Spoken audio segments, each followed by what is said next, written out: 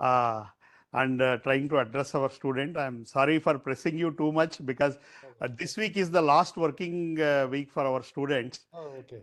They were very keen to listen to you. Of course, they wanted to meet you in person. They will have the opportunity in future. I think all of us know about Sridhar Vembu sir. About Zoho Corporation and all those things. Sir, all of us are very passionate about your, apart from the Zoho, your rural related activities that you have done, setting up an IT giant in the Tenkasi, and also Zoho University, and your real concern for now bringing up our nation. So that is what we want to hear from you. And then our students, faculty, and staff are very keen to ask some questions to you, sir. So apart from that, um there are also some external members have also joined the talk, sir. Uh, Sir, I request you to take over the floor and address us, sir. Thank you very much. Thank you. Namaskaram to everyone and Vanakkam. So I'm in Chennai today for some meetings, so things got delayed. I'm sorry I could not address this morning. So thankfully I reached on time at 3 p.m. So I'm able to address. So the topic technology-driven rural development. First, we often hear about rural development. Of course, we also have, this is a IIIT Dharwad. All of us here are technology students, technology faculty, budding, aspiring technologists. And what is the connection? And first, I'll draw the intimate connection, organic connection between this. First, let me, you take a district like Tenkasi where I am, and Dharwad might be similar, where there is a city, then surrounded by a lot of countryside with a fairly rural population. There are about 832 districts in India, give or take, and of which maybe 600 will fit this definition. There may be a couple of towns, and then you have surrounding countryside.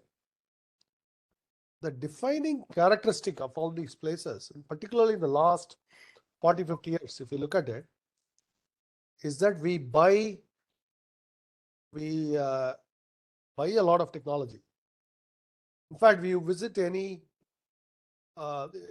town, Dharwad, you go to the city and you can buy a lot of things. You can buy motorcycles, smartphones, all of the manufactured products now.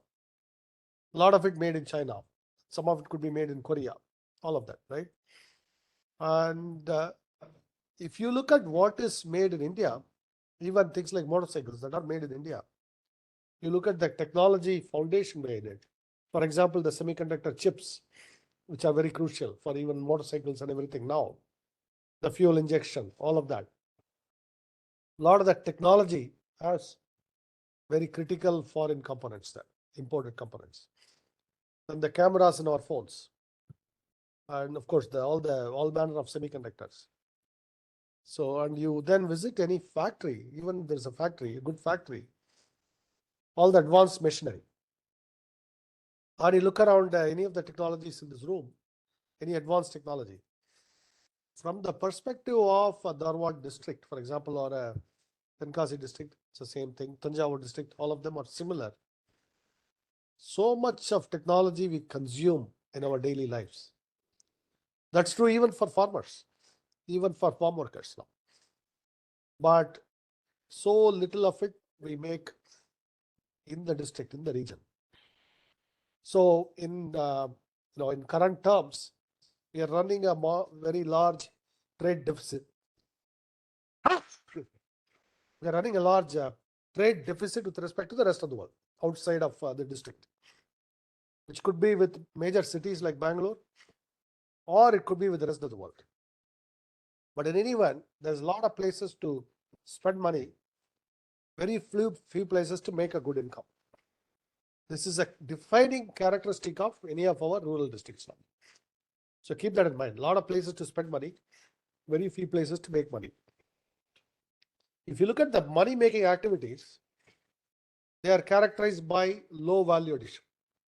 That's a different way of saying, like when you buy an iPhone, the value addition in that is very high compared to what the raw materials are. What we sell, for example, we may sell rice paddy, we might sell other grains, we might sell vegetables, we might sell milk from rural districts. None of them are high value addition. They are very low value addition. Low value addition effectively means low income for the people who are doing it. So farmer has low income because the crop has low value addition. Like I always say, give this analogy, you may have heard of this. If you sell rice paddy at 25 rupees per kilogram and buy smartphones at 1 lakh rupees per kilogram, how can you ever balance the budget? So that's the idea. So from you have a product that's fairly low value addition you're selling, and you buy very high value addition products. This problem is very current now. The world is going through a trade war on a similar issues. Really, it's the lack of balance between what we buy and what we sell. This lack of balance is really afflicting our rural districts. In fact, it has the effect of further impoverishing them. And why so? Because it might appear on the surface to be prosperous. Everybody has a motorcycle. Everybody has a smartphone. But does everybody have a job to pay for it? You go look at any of these districts, you go look at ordinary people in the last 15, 20 years, you will see that everyone carries an EMI payment, not 1, 2, 3 EMI payments. So this is part of the rural district profile nowadays. It wasn't so 50, 60 years ago. 50, 60 years ago, they simply did not have so much technology products to buy. So even when we were poorer, we had balance because we didn't have much to buy. So what we had to sell and what we needed to buy matched. So it was a stable economy, even though much poorer. Now we are richer, but it's unbalanced. It's rich, but very unbalanced. The lack of balance between what we are able to sell and what we need to buy. That's the fundamental problem. Now I'll come to the technology question. This problem is fundamentally about value addition. It's fundamentally about technology-driven value addition. Your semiconductor chip, your smartphone camera, your fuel injection system, your compressor in the air conditioner, and the instrumentation in your refrigerator, the compressor. All of these technologies, the very stuff that you are studying, whether it could be electrical engineers or electronics or mechanical engineers or whatever, computer science, of course, the software code in the embedded systems, all of these, the factory machinery, the IoT systems, all of these technologies, if we are going to have to consume them any place, we have to be able to participate in the value chain of production. In other words, if we have to consume, we have to take part in the production somewhere. That's the key. This applies not just as a country as a whole. For example, Bangalore could do all the exporting, but all the other districts are only importing. On relative terms, Bangalore will get richer and richer and richer. The other places will sink further and further. The attendant problems. Then people have to go to Bangalore to find jobs. The population explodes. It's already exploded. The population further explodes. Imagine 40-50% of Karnataka's population having to move to Bangalore. This is the kind of future awaits us if we don't address this problem of how we enable our rural districts to achieve a balanced regional economy. This question is very crucial for Dharwad. It is very crucial for Tenkasi. It is very crucial for Tanjavur. It's very crucial for Balia in Uttar Pradesh, Gorakhpur. All of these places, I visited all of them. In fact, I just had a tour of Eastern UP just about 3 months ago. Similar issues, same kind of issues. So we have a lot of youth coming out of our schools, many coming out of colleges. where are the good jobs? This problem, and the different way of asking where are the good jobs is, where are the job creators? Where are the value addition activities? Because jobs are not some magical things that you can buy in a store. Jobs get created by entrepreneurs working on value addition. And technology is a very crucial part. That's the part that I want you to understand. To come back to my own origin, I was not a natural born businessman. I did not have any kind of a, I was in 1989, I was a student much like you in IIT Madras, electrical engineering student. I had no idea at that time in 89 that I would be a businessman. I actually wanted to do a PhD and become a prof. I got the PhD, but I never became a prof. So that's a separate story. But I went all the way to the PhD. At that point, I changed my mind and eventually came to business, private sector, and then business. But really, that came from a slow, one thing that you understand from a engineering point of view or physics point of view is things have to balance, equations have to balance. Things that flow in have to flow out, otherwise things accumulate, right? Debt accumulates. If money is going out, not coming in, you have to pay for it with debt somehow, right? So this physics understanding was very crucial for my slow evolution. I realized that we have to use our talents to help rebalance our economy by help finding value addition activity so that we can export, not just import, that we can achieve balance. That was in other words, my understanding of engineering, that coupled with my understanding of applied economics as derived from engineering. I'm not into much of the economic models they use to study economies because I don't find them provide that much insight. But this kind of physics-based understanding, this idea of balance, or this idea that equations must balance, that things that flow in must flow out, or if you buy, you have to sell something, right? Those ideas fundamentally provided me a grasp of what needs to be done. That means we have to use our talent to create value addition in our local economies. And when we create value addition, we create employment, good income that spreads. This is the genesis of all of what we have done in Zoho. Okay, this whole set of ideas. What we fight to do itself varies, has been changing with time. 30 years ago, we had different set of products. Today, we have different set of products. We are now investing in more manufacturing tech, a lot of different areas now. We are investing in even hardware, a lot of that. We have been traditionally a cloud software company, but we are diversifying and investing in other areas. But all of it is driven by the same underlying thesis. The thesis is we have to help rebalance our regional, particularly rural economies by creating value addition. So that's been the overall guiding principle in Zoho. Now I'll come to some experimental results. And because you should not take any theory at face value. Good engineers, you should always demand experimental evidence. What is the point in saying all this? What have we done? What does the result look like?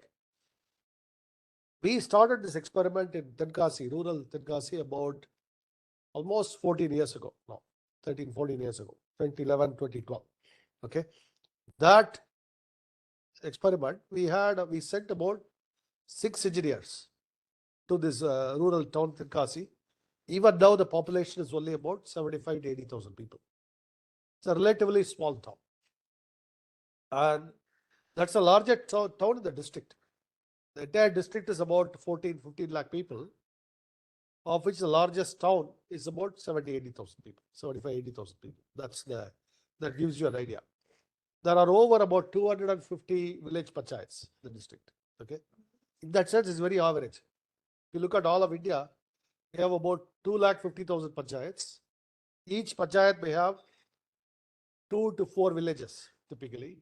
On average, there are about 650,000 villages in India. 650,000 villages, 250,000 panchayats. Of those 250,000, 250 panchayats are very much in Tenkasi. So you get the idea. So you can say there are maybe about a few hundred such districts like that all over India, approximating about 1,000. Okay, so that gives you a picture of what we are talking about here.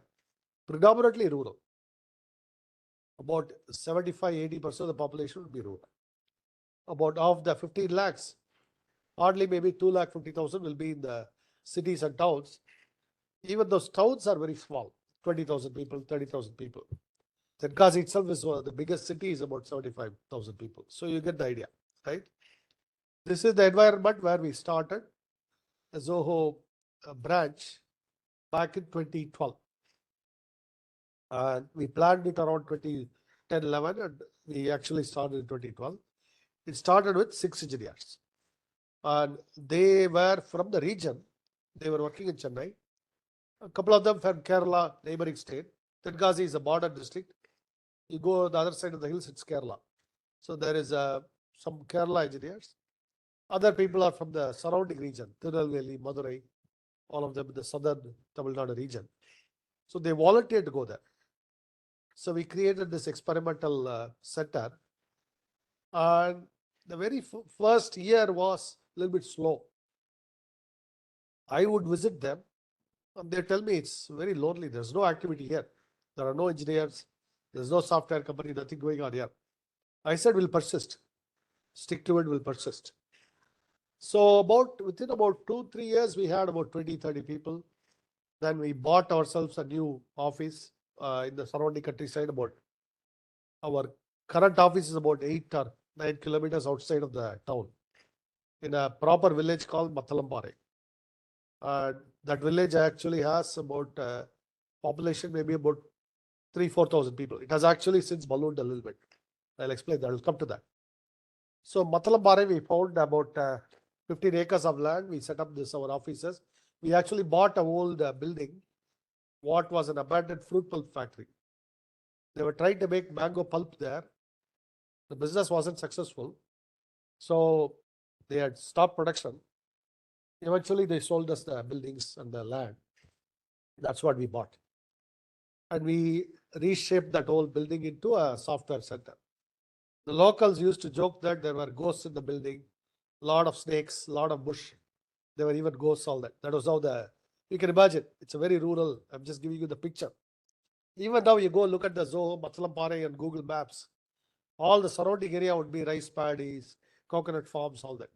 There will not be much of anything in the neighboring 10-20 kilometers. You will not see much. Even today, 30 years later. And we grew steadily. Some of our critical products are made there. Some of the products have become actually quite successful in the market, particularly Zoho Desk.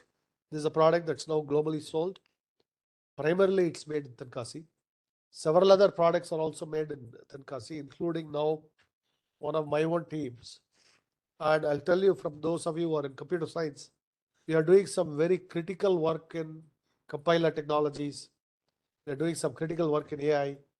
All of this from Tenkasi right now, this office. There are about almost 850 or 900 engineers, approaching 1,000. And other support staff, all of that. There may be housekeeping staff, all of that include. There's at least about 1,300 people. People who are our people who drive our employees to work and back, drive the shuttles, the cafeteria where the chefs, all the staff together, maybe about 1,300 people or so now. And what is interesting, last night I was traveling through that village, Mathalambare. I stopped by in a couple of shops. Most people know me in the area. And I asked the shopkeepers, how is business? They said, oh, it's very good now. In the last 5-10 years, our lives have improved. We see a lot more sales, a lot more customers. And a new petrol bunk has appeared. Some bank branches have appeared. That the village looked quite a bit bigger than I remembered 5-6 years ago. I just was joking that this village has grown. They said, oh, it's growing into a city already. It's not a city, but it's more than a village now. It has shops, it has this and that. I think we are waiting for our first ball. I'm joking. No? I hope it doesn't arrive, but it's inevitable because there's a lot of employees who will. And another thing people joked is there are so many cars and motorcycles used by our own staff. There are some workshops and others have showed up to repair them, to enhance them, all that. So those also I saw. So these are all the what they call the multiplier jobs. So I'll give you an economic development idea. I'll again give you an engineering or physics perspective. If you look at a company like Zoho in the region, that's like an engine that's pulling the train. Why do I say it's an engine? It is what is getting the external money into the region. We are exporting the software to Germany. We are exporting to US. We are selling our software in Singapore. We are selling it in Mexico. All of these are real customers for our products from this office. That money is coming into Zoho. Then it diffuses into the local economy. So you remember what I said about the district level balance. This one company is able to achieve partially help balance. I'm still, Tenkasi is still a rural district. We still have a lot more activity we need, but actually it is now more balanced than it was 10 years ago. We are able to export something in return for all the imports. Or from a local perspective, you can imagine a different way. Every place in Tenkasi you spend money, but there has to be a source of money. Where is the money coming from to spend? So from you can in a technical sense, if you are a physics student, you can imagine an exporting company like a cash source for the region. In other words, every place else is a cash sink, source and sink, thermodynamics. So a cash source and a cash sink. All the stores, you buy a motorcycle, you buy a smartphone, you buy this, you buy that, jewelry, all that, they are cash sinks. You need cash sources. So Zoho is now operating as a cash source for the region. Somehow external cash appears here, and then it gets spent and it dissipates through the region. It diffuses through the region. And we measured the effect. About a year ago, we conducted some surveys. Regionally, the standard of living, the incomes have gone up about, for an average person, even a poor person, the income has doubled over the last 7-8 years easily. And visibly, the region is now starting to look a little different. And you can see it. And even, seemingly distant activities, you go to some remote village, the temple looks better now because there is more people to support those kind of activities. The people who play the Nadaswaram kind of thing, instrument, they have more money because there are more people to support those activities. So when an income in the region goes up, all manner of activities get support. Your school teachers are better off. Your auto rickshaw drivers are better off. So that is why you need this. And the critical point you have to understand is this technology-led value creation, value addition. And now, how do we generalize this? We have actually since developed this type of thing in 3 or 4 districts. In neighboring Tirunelveli district, about 60 kilometers away, we have started an office. We have about 400 people. It's a little bit smaller, but growing, also growing. In Madurai district, another about 100 kilometers away, we started one. We are going in clusters like this. Near Kumbakonam, which is in Tanjavur district, which is about nearly about 350, 400 kilometers from Tenkasi. We have started an office. We have about 250 people. It's more in the early stages, but it's still growing now. We are going to build a new center there. Near Tirupur, Coimbatore belt, Palladam, in a very small town. That area is much more developed. Tirupur, Coimbatore is the textile export hub of India, right? We are there about 30 minutes from Tirupur. We have a software center there. About 400 engineers work there. So like this, we have about 5 or 6, and we have in Kottarakara in Kerala, we have a small center. In Andhra Pradesh, near Tirupati, we have a Redigutta, we have a small center. We are intending to grow all this, and we are planning over time expansion further north. This year, we have taken a little bit of a break from this because the whole AI, the AI wave that's coming. I am actually working very hard towards this. I'm working on some deep tech. I mentioned compilers. So I'm personally working on problems of how LLMs and compilers can work together. So LLM is one kind of technology. Compiler is another technology. I believe we have to put them together. So we are working on these projects, and a lot of the work is happening in Tenkasi right now, just to give you an idea. So those are areas where There could be fruitful areas for collaboration, internships, all that too. So that's where we are now. And what we are doing also is for example, yesterday I met our Zoho schools graduates. They just finished Zoho schools in Tenkasi, about 26 of them, all of them coming from government schools nearby.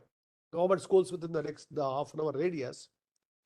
They have finished the 1 year of programming, mathematics, communication skills, English, all of that. Now they have joined, actually they have joined one of the teams I head now, this compiler and development teams.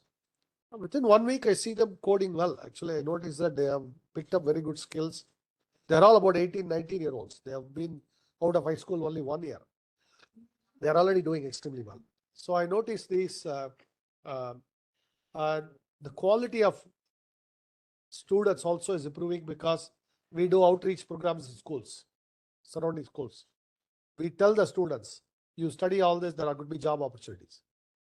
Now, to expand on this, to spread beyond software, we have also set up a couple of factories for making handle tools and other things. And those are just now nascent. There's not a lot going on right now, but we are actually building things there also.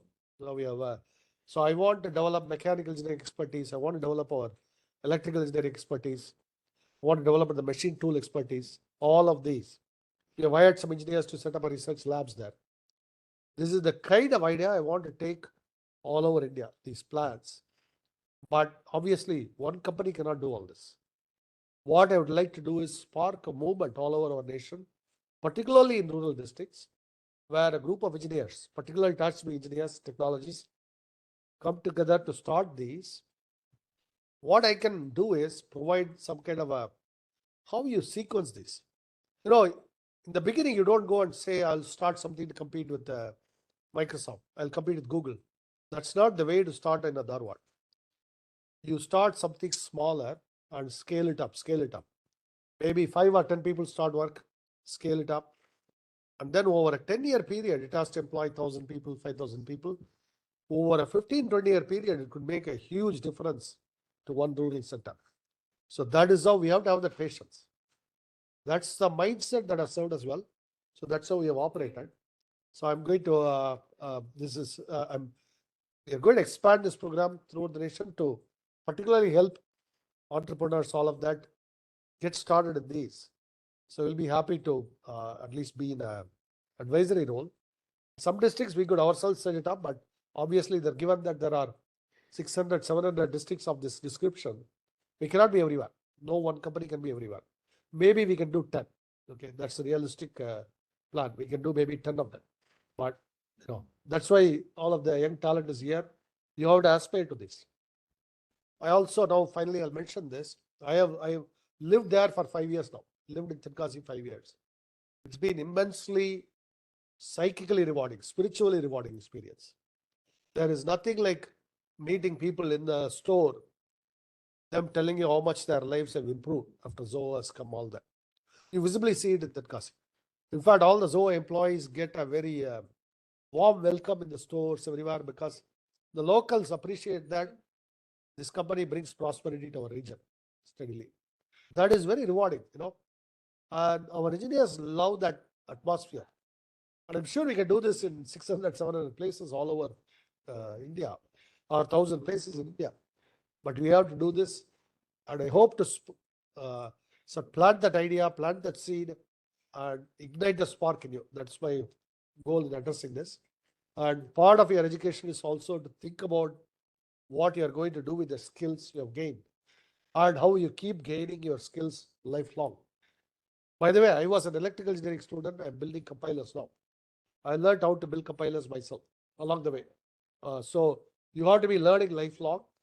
This is a fun journey, but I just hope that you also remember our whole rural development thrust in mind, because if our vast nation has to achieve its true potential, as our father of the nation, Gandhiji, has said, we have to develop our rural areas. We have to bring our rural areas into the economic mainstream. So that's the really the last word on this, and I want to say, and I'll be open for questions. Jai Hind. Thank you.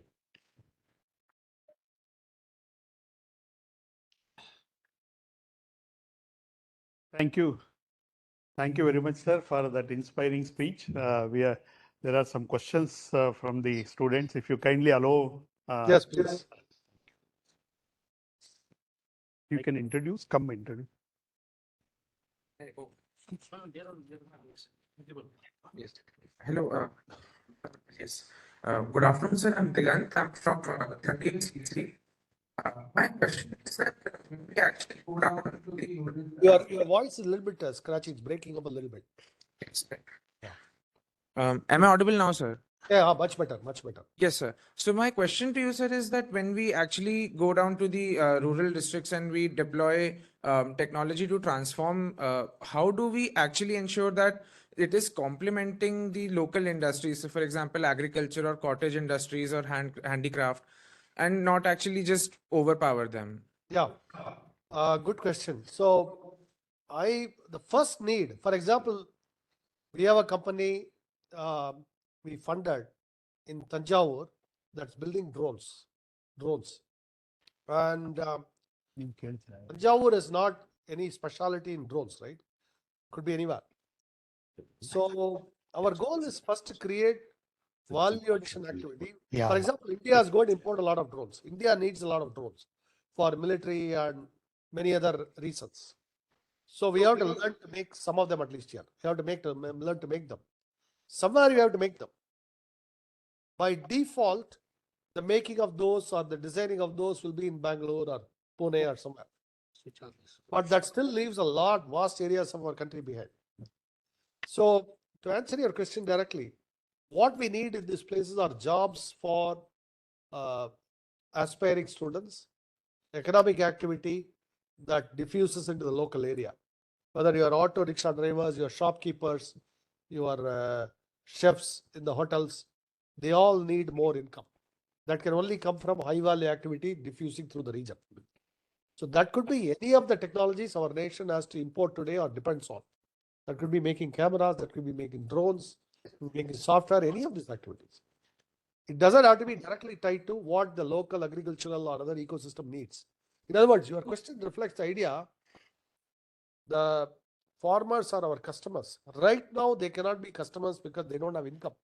Right now, they need better income. So we need to create income by doing activity that we are buying from elsewhere right now.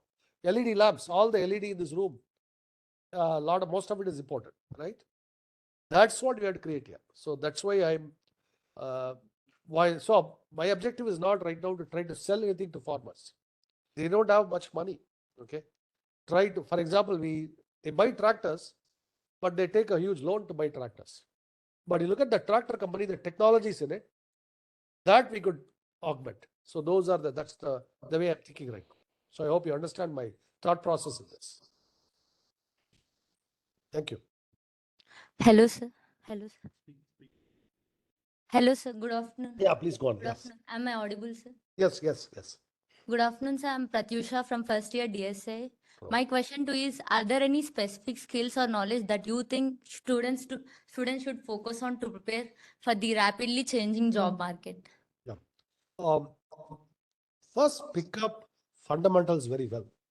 Whether it's fundamentals in computer science, that will be whether data structures, algorithms, compilers, have a very hands-on experience building those, not just superficial.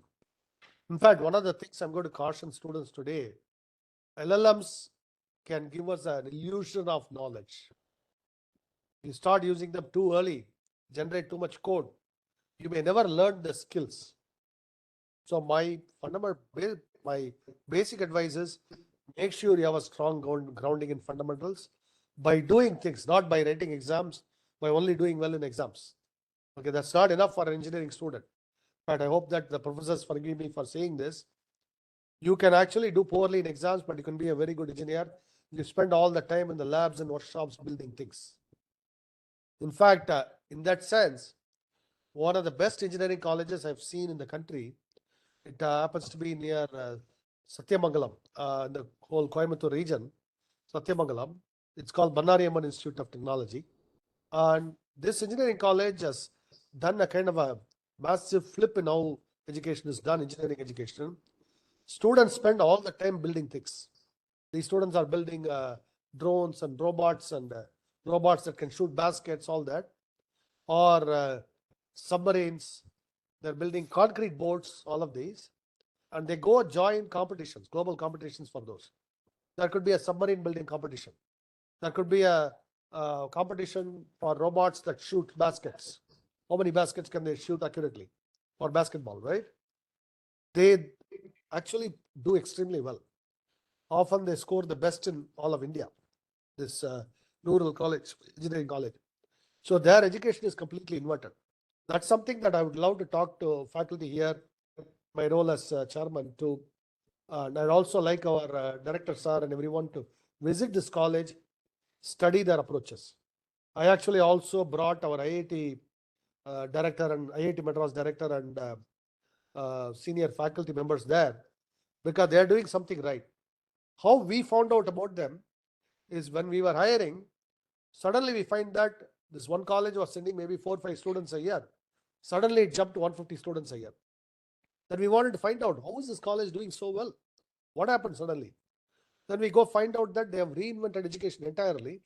More amazingly, a former retired IAS officer who was handling education, he went there and transformed the education. Mr. Vijay Kumar, who was an IAS officer, retired, education secretary in Tamil Nadu.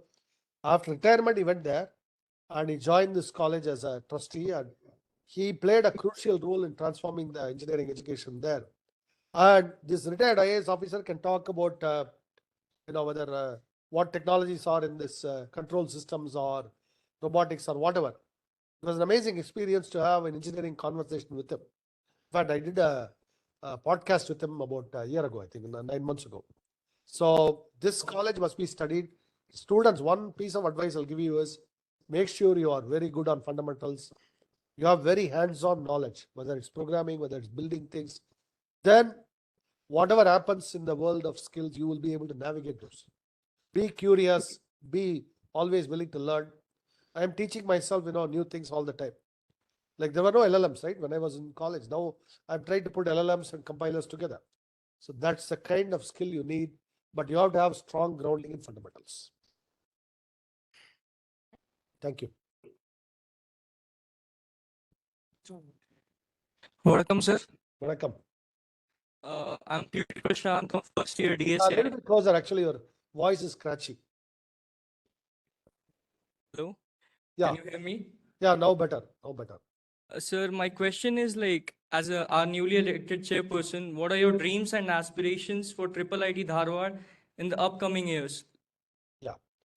I already mentioned one thing, which is how we can build an engineering education around doing things, the students doing things constantly, building stuff, because engineers build stuff. That's the whole of engineering is about building things, designing things, building things. And we have to remake our engineering education around it. That would be one of my goals to kind of push towards that kind of a transformation, because that is critical for our nation, because we are in the critical juncture where over the next 25 years, as our Honorable Prime Minister has said, we have to emerge as a developed nation. This is our demographic dividend. By 2047, we will not have as many young people as we have today. So we have to use this youthful energy, youthful talent to entirely build our nation. Most of the building has to be done by engineers, by you, all of you here. So that is why we have to have a very strong focus on engineering education. So that's one of my goals. The second is what the entire talk today was about. This institution, for it to live up to being IIIT Dharwad, it cannot send all the graduates it is developing so painstakingly to Bangalore and Pune and Bombay and abroad. Dharwad will remain poor, rural, if we do that. So we have to create technology-driven economic activity in the region. That's the reason, that's the vision with which the institution has been set up. The purpose of setting up the institution is to develop this area. So for which we have to retain the talent. There have to be dreamers among you. who dream of doing something yourself. And there have to be people who are passionate about, I want to stay here and do this. Both are needed. All of these are needed. So that would be one of the goals, how to spark. I'm actually planning to visit the next 1 or 2 months. I'll definitely come for the convocation. And I plan to stay 2-3 days, touring the region, understanding what it is. And people have asked whether Zoho will set up something. At least we have some. I'm actually right now, I'm talking to our own senior people who are from the area. We have some in Zoho, asking if anybody would want to go back and be an anchor. That's how it starts in Zoho. Always somebody volunteers and says, I'll go there and set things up. So that's the process that's on. And maybe when I come there, I'll bring some people also with me. So that's what I'm hoping to do. Thank you.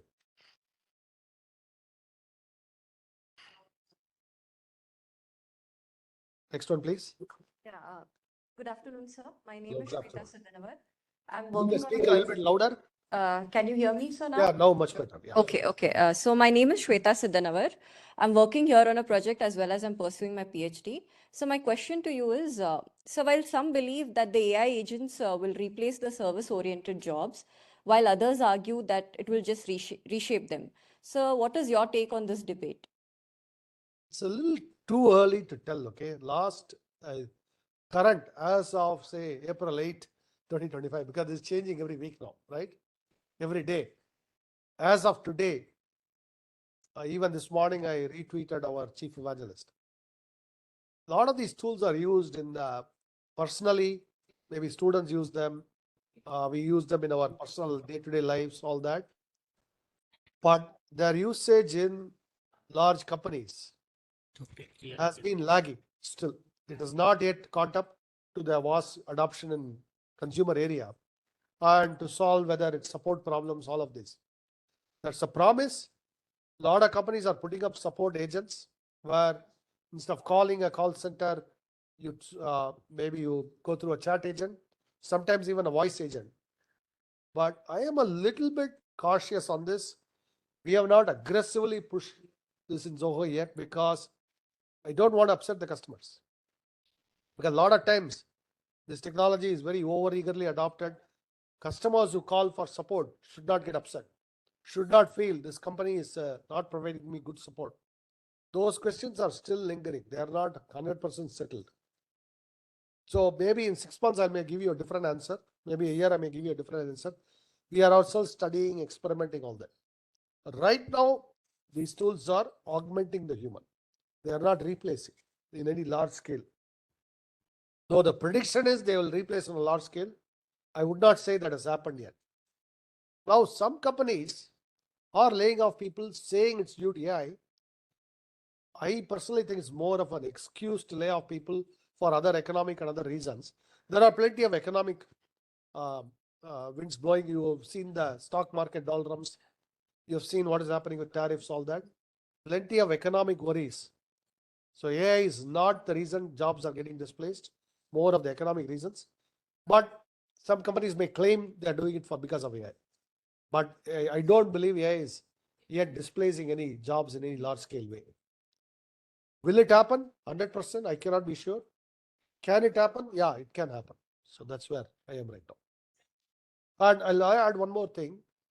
In the field of programming, I personally believe we can enable 5 to 10-fold productivity through an intelligent combination of LLMs and compilers, all of that. Okay, that's what I'm actually working on too. Is achieving this kind of productivity. We are seeing some promising results in the lab, but we have to scale up and see how they scale up in the real world. And maybe in 6 months to a year, I'll have better answers to that also. Can we achieve the 5-fold kind of productivity gains? So that's where we are right now. Thank you.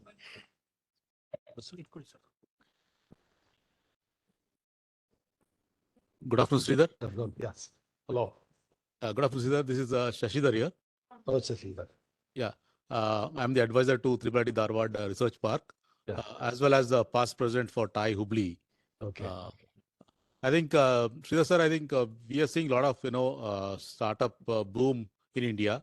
But again, most of the startups and the ecosystem are concentrated in the metros.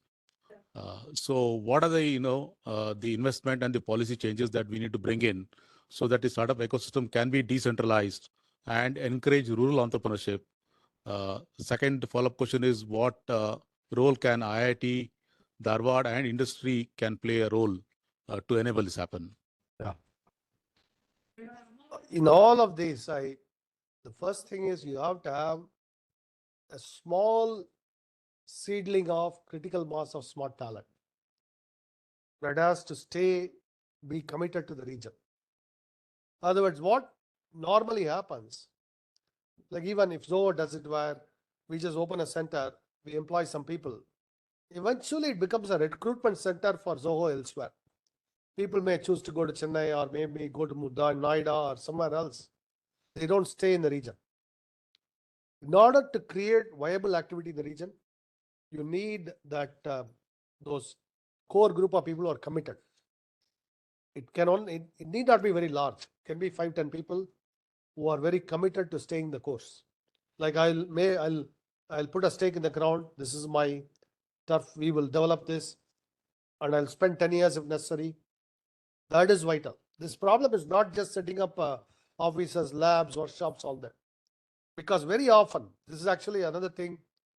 I have said this in Sastra University in Tanjavur. Very similar profile, right? Sastra University in Tanjavur is a world-class, all India level, very famous institution now. It has been there nearly 40 years in Tanjavur now. Okay, but the Tanjavur district itself, the surrounding area, is still largely rural. Only recently our industry started showing up, but still lagging.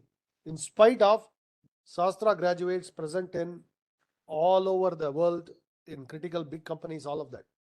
So I actually said it in my convocation address. I said, what Shastra has become is a major vacuum cleaner of talent. Suck the talent here, send it elsewhere. And this does not develop the local region. We have to understand that. Even IIIT Dharwad, IIT Dharwad, all of these institutions, we have to question ourselves. Are we becoming vacuum cleaners of talent, which take all the talent in the surrounding region, we educate well, we send them elsewhere? Those students benefit, but the whole region does not benefit. There's a difference, right? Some students benefit, that's good. But the region, the institution is set up not just to help specific students, the institution is also set up to address the broader development needs of the region. Are we meeting those needs? Or rural people benefiting it? That requires some committed talent who are willing to stay the course.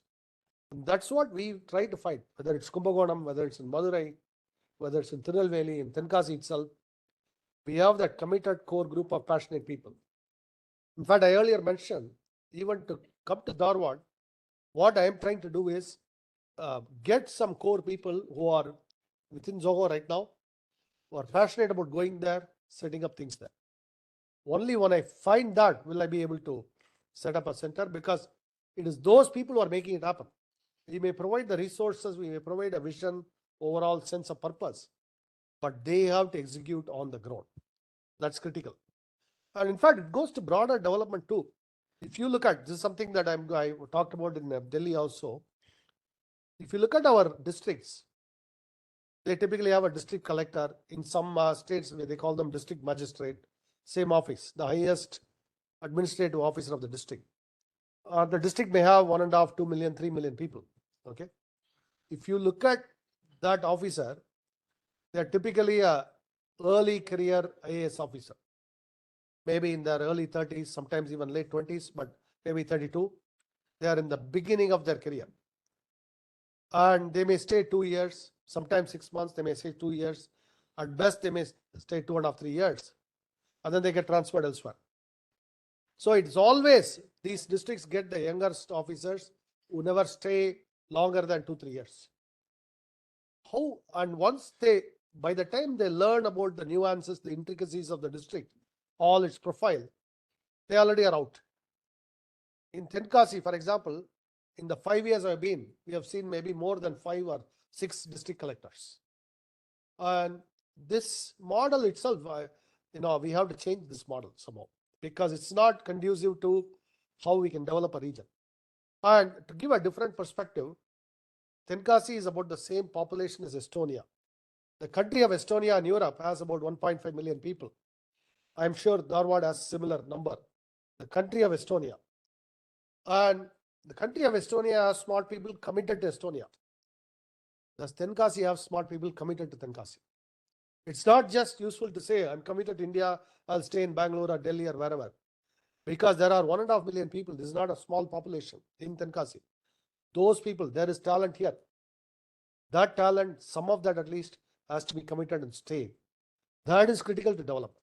So I hope that's clear, because without it, I don't see, and we have tried variety of approaches for 75 years. This crucial variable has to be understood.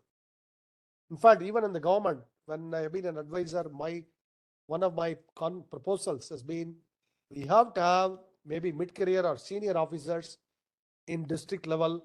They are willing to spend 5-10 years to develop a region. That's important. That's how I see it. There are at least 1,000 officers like that. Senior officers who may be very developmentally oriented, who have vast experience. We need to find them and put them in charge of our districts and give them tenure of 5 to 10 years. That is partly in the government sector, but even in the private sector, we need that type of a mindset, a 10-year commitment. That's how I see it. Yeah. Thank you. Vanakkam Sridhar sir. Welcome. My Yes. name is Ram Subramanian. I'm a professor of practice teaching entrepreneurship or trying to share my entrepreneurial journeys to our students here, as well as an advisor to the research park. We are also trying a lot to create rural entrepreneurs here who have agri-tech, health tech and other sectors in mind. One of the things that we want to learn from you and get your opinion on is that initial administration interface that you did when you set up office in Tenkasi. There must have been, because the value creation probably came a little later. Yes. There must have been some amount of friction that probably happened. So what was your experience and how did you overcome that? Yeah. Actually, when you are writing code, the level of administrative interface or friction is very small. All you need is a few laptops, and if there is not enough power, you put a diesel generator or some solar cells. Nowadays, even in my village where I work, there's power cuts, but I never see power cuts because I have a solar panel and I have a battery backup system at home. So I get effectively 24/7 power in spite of power cuts. So, and bandwidth. So I have dual fiber optic links, all that, even in a remote village. Nowadays, fiber optics is everywhere in India because of the 4G, 5G carriers. They all run fiber everywhere. So the real infrastructure you need is for design, R&D type of jobs is mostly good power, uninterrupted power, which you can do through diesel generators as well as solar power, and bandwidth. The rest, for example, we have set up workshops, all that. Those require not a lot of power. And the administrative interface required has been relatively small. I tell you where you will run into this when you want to scale up the production to set up a larger scale factory. At that point, a lot of approvals, this and that will be required. And there's unfortunately there is friction there. Like you mentioned, there is. But hopefully by that time, you have enough proof points. And until that time, you can even sort of do the manufacturing in Coimbatore or Pune, wherever there's already established setting. So there's a kind of a reverse thing. You notice, you do the design R&D in a rural area, you do the manufacturing in a Chennai or a more established center, and then over time you bring the manufacturing back once you have enough sort of enough local believers. Because see, by now in Zoho, one of the things we are blessed with is at the local government level, a lot of people appreciate what we do. And so over time, the friction reduces because they know that what we are trying to do is good. The region needs it.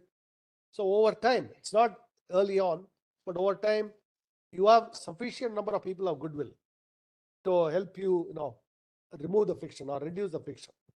So I'd say, so to summarize, setting up an R&D center in whatever area, it could be a mechanical R&D, it could be anything.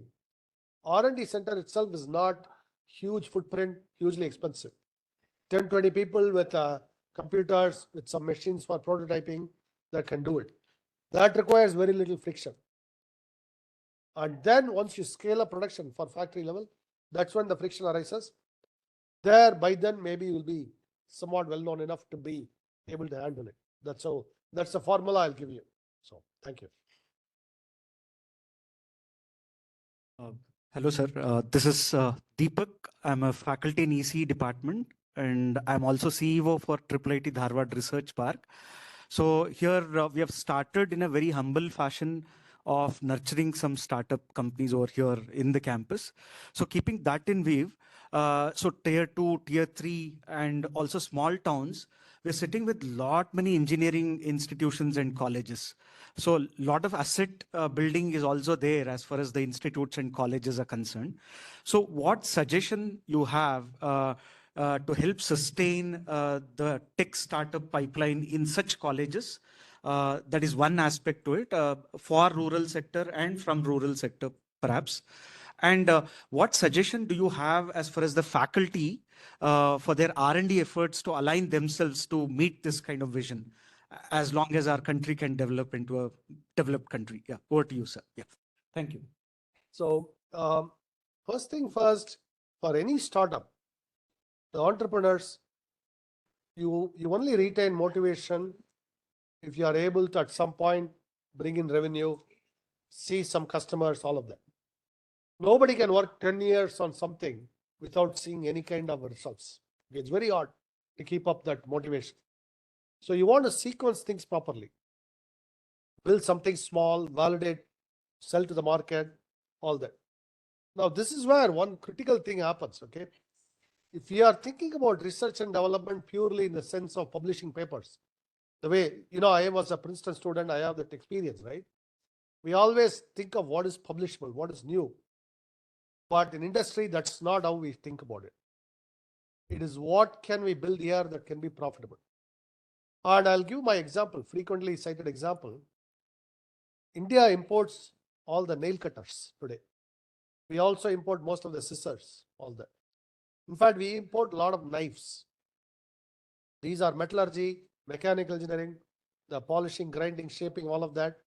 And metallurgy, because the reason we don't make the scissors, all that is in the knives, they require specialty steel alloys we don't make. That's again a R&D problem. And these can be small batch, a relatively small foundry dealing not in millions of tons, but only thousands of tons can actually make a difference. Thousands of tons of steel, so relatively small, can actually make a difference. But that requires specialty expertise. And what is the end product we make? Maybe a humble product, a nail cutter or a scissors, and then from there to dental instruments. What it requires from us, I tell you, one thing my own PhD experience. I have a PhD, my co-founder, Tony Thomas, has a PhD. He's from Johns Hopkins. One of the early things we decided, we'll throw away our PhD. In fact, we both decided that. We will throw away our PhDs. We are not going to think like PhDs. We are going to think from the bottom up. What to solve, a humble problem to solve. We are going to think like entrepreneurs. How to make some money from this. In fact, I'll give you an experience. In 1997, Tony had some software he had built. He was the original founder. He built some software. We are going to a trade show in Las Vegas. A small 10 feet by 10 booth we had. We were presenting his very humble product we had built. And the VC came along and she asked us, what are you guys building? And we told her that. She said, why are you so unambitious? Why don't you build something more ambitious? And my answer was, this may be a small market, but we are training ourselves how to be in business. I told her. This is our training to be in business first. If I aim for too high, I'll never have the first step training. So it's my business school now. I'm training myself to be in business by building a product, selling it, learning to sell. I'm an engineer. How do I develop sales skills? By selling this humble product. So that is how I think if you faculty think like that, think like entrepreneurs. And forget publishing papers in prestigious journals. I'm going to tell you this. I'm sorry, but I have to be blunt. Most of India's problems are not going to be solved by IEEE Information Theory Society or IEEE Signal Processing, any of those papers right now. We have to solve our problems, solve technical problems that are shippable products, minimum viable products. That could be very humble products that we are importing today. From there, from that metallurgy, we can go to advanced material science, scale up, scale up, scale up.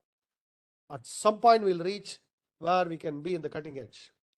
But we have to climb those steps on the ladder. A lot of the part of our approach is we will leapfrog. This notion I contest. We have never leapfrogged anybody. Okay. This idea that we leapfrog itself, I contest. I don't agree with this. Whenever I set up any new team, I first ask them to solve some humble problems, then build up, build up, build up. That's why we have been building browsers. Browser is a solved problem. It's a solved problem abroad. It's not a solved problem in India. Nobody in India has built a browser. So that's why we are building it. So, and similarly, video. It's not a solved problem in India. We are building it. We are building compilers. It's a solved problem in Microsoft. It's not a solved problem in India. We are building it. And then we are linking it to LLMs. So there, in that interface, there may be innovation. Maybe you could even publish papers. But that's not the objective. The objective is to build shippable products that bring in money, solve the economic problem for our region. That has been my attitude all along.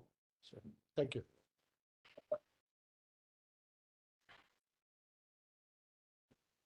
I hope I'm not offended anyone by this. No, no, sir. I think you have spoken the right points. Sir, thank you very much. I wanted to show it to my faculty, students, and staff colleagues that the thought process you are driving the Zoho and your original thought towards our nation. I hope many more Sridhar Vembus will come out of this hall and take care of the nation in future. Sir, Thank you, sir. I just wanted to share to my colleagues. I did not share with them when I visited your office in Chennai. See, you cleared all my documents in less than 5 minutes or something. Then you got me in engagement with them, asking what is happening in the institute, and also you quickly went to the board and started discussing about large language models and what Zoho is trying to do. I just wanted to show it to my students and staff, know how as a leader you are thinking about the nation. And I think if that resonates well with many more, as you rightly said, no, that is what is required for the nation. And also as a humble step from the last 1 year at IIIT Dharwad, with the kind cooperation from all my colleagues as well as students, we are taking baby steps in that direction. It is not just rolling out degrees, because these institutes have become institutes of transformation for the region. And we are very fortunate. We also have good support in the region. I have put forward like-minded people here. When you come for during the convocation, sir, we will arrange everything, sir. We have to see the region, and your ideas of bringing economy to the rural districts is very important, sir. Now, as you rightly mentioned, whole Karnataka is Bangalore and nothing else. This is how the economy is driving. So that is where your model, we would work together. This is not even good for Bangalore, because we already have serious water problems, serious traffic problems, so many problems. We cannot add more and more people to Bangalore. Yes. It's not viable. In fact, when I go to Bangalore, I tell people, you don't need more of the jobs we create there. You already have too many jobs. You have too many people. You have to disperse the jobs elsewhere. That's what I tell in Bangalore. Yes. So thank you very much, sir, for your wonderful time you have spent with us. And we look forward for your visit during the convocation. Yes. And also, I'll come there for 2-3 days, sir, and I will want to tour the region to understand, visit the villages, all that too. thank you very much, sir. We also have Santosh Urulikapi, the entrepreneur from this nation. We are all like-minded people. We are joining together to take the contribute in a small way what we can do for the nation. Thank you. Thank you, Thank sir. you very much, sir. Thank you for your time. Thank you, everyone. Thank you, sir. Namaskar. Nandri. Thank you.